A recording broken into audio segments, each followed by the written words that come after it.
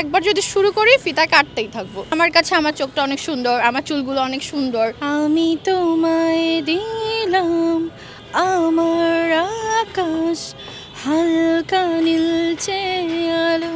সামাজিক যোগাযোগ মাধ্যমে হঠাৎ করে নতুন করে আলোচনায় হুমায়রা সুবা আপনাকে নিয়ে অনেক ধরনের স্ট্যাটাস দিচ্ছে, অনেকে অনেক ধরনের রিল ভাইরাল হচ্ছে, কেমন লাগছে পুরো বিষয়টা? আমি গিয়েছিলাম ফিল্ম ক্লাবের নির্বাচনে, অনেকদিন পরে আসলে ওখানে অনেক মিডিয়ার জার্নালিস্ট ভাই বোন, তারপরে হচ্ছে পাবলিক সবাই ছিল, হুড়মুড় করে সবাই এসে একদম কেউ সেলফি তুলছিল, কেউ ইন্টারভিউ নিচ্ছিল।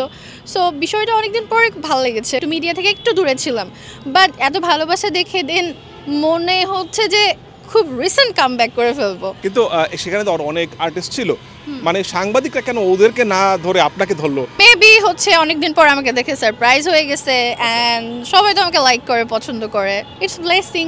কিন্তু তারপর দেখলাম যে ফেসবুকে অনেক কিছু নেগেটিভ স্ট্যাটাস দিচ্ছে আপনাকে নিয়ে, ভাইরাল হতে চেষ্টা করছেন বিভিন্নভাবে। এই নেগেটিভ স্ট্যাটাসগুলো কিভাবে দেখেন? আমি পজিটিভ ওয়েতে দেখি। একটা মানুষকে অপছন্দ করতেও পছন্দ করা জরুরি। আমাকে নিয়ে চর্চা করবে সেই যে আমাকে বেশি প্রায়োরিটি দিবে। সো ব্যাপারটা হচ্ছে যে তারাও আমাকে লাইক করে, বাট তারা ক্যাপশন দেয় নেগেটিভ, বাট খোঁজ নিয়ে দেখেন পার্সোনালি লাইক করে বেশি। ইন্ডাস্ট্রিতে একটা ট্রেন্ড চালু হয়েছে যে মানুষ ভাইরাল হচ্ছে ফিতা কাটার জন্য। আপনার কি সেরকম ফিতা কাটার ইচ্ছা আছে? মানে ভাইরাল হওয়ার ইচ্ছা কি ফিতা কাটার জন্য? আল্লাহর রহমতে অনেক অফার পাই, বাট এখনো ফিতা কাটা স্টার্ট করিনি। বাট একবার যদি শুরু করি ফিতা কাটতেই থাকবো।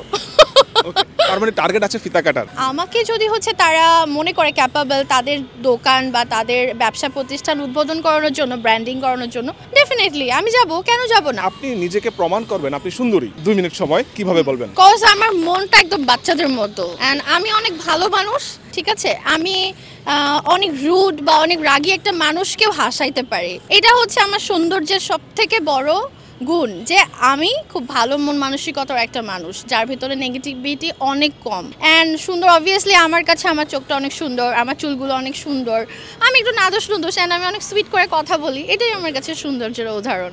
সিনেমা একটা করেছেন, এখন কি সিনেমা নিয়ে থাকবেন নাকি আরো কিছু কাজ করছেন? আমি সব কাজ করতে চাই। মিডিয়া অ্যাকচুয়ালি আমার একটা ফার্স্ট লাভ। আমি মিডিয়ার সাথে কোনো না কোনোভাবে জড়িত থাকবো, সেটা হোক মুভি, হোক নাটক, মডেলিং বা হচ্ছে গান। আপনার কাছে সেলিব্রিটি মানে কি? সেলিব্রিটি হচ্ছে যে সবাই যাকে পছন্দ করবে, ঠিক আছে, তার নেগেটিভ জিনিসগুলোকে পজিটিভ ওয়েতে নিবে, পজিটিভ জিনিসগুলো তো পজিটিভ ওয়েতেই নিবে। আপনার কোন নেগেটিভ বিষয়গুলো মানুষ পজিটিভ নিচ্ছে? কোন নেগেটিভ বিষয়গুলো? আমি যে একটু চাইল্ডিশ অ্যান্ড আমি একটু বেশি ইমোশনাল, তারপরে একটু ঠোঁট কাটা, তারপরেও আমাকে সবাই লাভ করে, এটাই আমার কাছে পজিটিভ বিষয়। আমি 2টা করে নায়িকার নাম বলবো, আপনি যে কোনো একটা সিলেক্ট করতে হবে। অপবিশ্বাস না বুবলি? অপবিশ্বাস অনেক হচ্ছে সুইট। অপবিশ্বাস, ওকে। অপবিশ্বাস নাকি পরিমণি? পরি আপু। পরিমণি না মাহি মাহি? পরি আপু। পরিমণি না বিদ্যাসিনহা মিম? পরি আপু।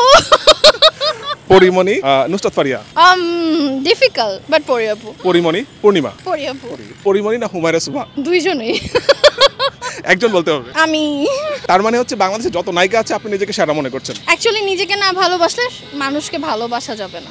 আপনি গান গাইতে পারেন, অনেকে জানে না দর্শকরা, আজকে 2 লাইন হবে নাকি? আমি তোমায় দিলাম আমার আকাশ হালকা নীলচে আলো, তোমার ইচ্ছে খুশি যখন তখন আমায় বেশ ভালো।